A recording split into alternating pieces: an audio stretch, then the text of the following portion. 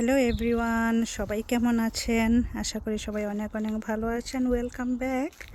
তো আজকে এত গরম, মানে আমি কি বলবো, একদম সকালবেলা উঠেই দেখি একদম ঝলমলে গনগনে সূর্য আকাশে। আমরা জানি আসলে যে টেম্পারেচার 33-34-এর মতো হবে।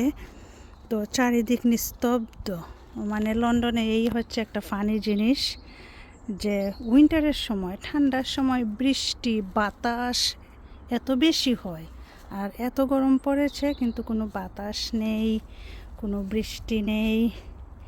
তো আমি বাইরে আসলাম, কারণ আমরা যে দেশি গাছপালা লাগাই এগুলা তো এখানের ওয়েদারের সাথে অ্যাডজাস্ট না, এজন্য বিশেষ করে লাউ গাছ আর শিম গাছ এফেক্টেড হয়।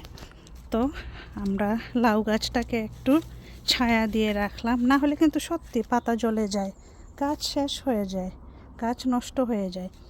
তো এই যে একটা বিছানার চাদর দিয়ে ঢেকে রাখলাম, এগুলাতে তেমন বেশি পড়ে নাই সূর্যের আলো। তো এইভাবে গাছগুলোকে যে 3-4 দিন ঠিক হয়ে যাবে, 2 দিন পর থেকেই দেখাচ্ছে যে ওয়েদার আবার ডাউন হবে কিছুটা, কেয়ার করা যাবে। এই যে এই জায়গায় আমার এতগুলা পট গতকালকে মাটি দিয়ে রেখেছি, কিন্তু আজকে গাছ লাগানোর কোনো উপায় নাই, মানে বাইরে আসাই সম্ভব হচ্ছে না, এত গরম। এই যে সুইচ চার্জের জায়গাটায় অবশ্য একটু ছায়া আছে। আবার আমার ঝিঙ্গা করলাগুলা, এগুলা কিন্তু ঠিক ছিল, গতকালকেও ঠিক ছিল, কোনো সমস্যা হয় নাই। এই যে এগুলা ইয়েস্টারডে ট্রান্সফার করেছে, এজন্য একটু ভয় লাগছে। তো এই যে দেখেন গাছগুলাকে একটু শেড দিয়ে রাখলাম, এই সাইডেও মানে বিছানার চাদর দিয়ে, কারণ এখানে পুঁই আছে, তারপর শিম, কয়েকটা শিমের গাছের পাতা অলরেডি হয়ে গেছে, আসলে সানবার্ন হয়ে গেছে। তো ভিতরে চলে যাচ্ছি, রোদে টিকা যাচ্ছে না, দেখতে পাচ্ছেন যে নিস্তব্ধ একটা পরিবেশ, গাছের পাতাও নড়ছে না।